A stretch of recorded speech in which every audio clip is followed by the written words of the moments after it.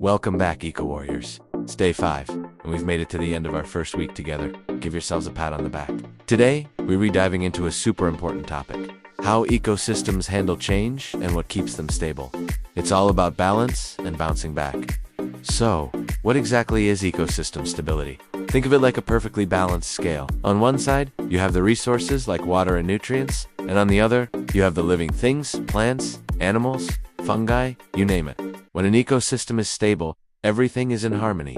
Populations are steady, energy flows smoothly from the sun to plants to animals, and resources are recycled efficiently.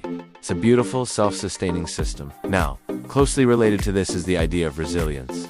Resilience is an ecosystem's superpower.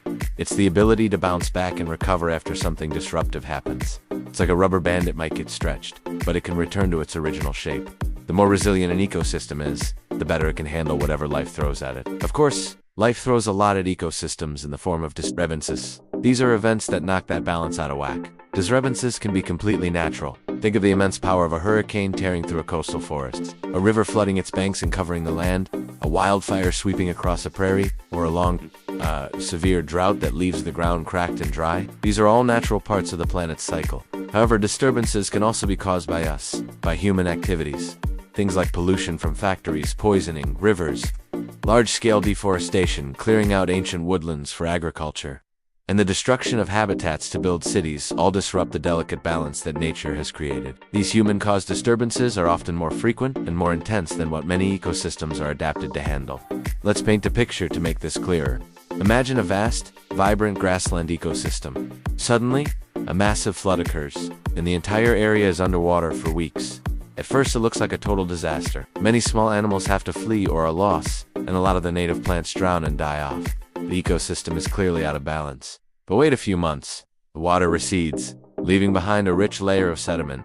Soon, new seeds, some of which were waiting dormant in the soil, start to sprout. With the return of plants, insects and small animals begin to come back. Eventually, larger herbivores and their predators follow. Within a year or two, the grassland might look just as lively as it did before the flood, maybe even more so. That incredible comeback story is resilience in action. And here's the key takeaway. What's the secret ingredient for this resilience? It's biodiversity. Ecosystems with a high level of biodiversity, meaning lots of different species of plants, animals, and microbes are almost always more stable and more resilient. Why? Because if one species is wiped out by a disturbance, there are others that can step in and fill its role. It's like having a team with many talented players.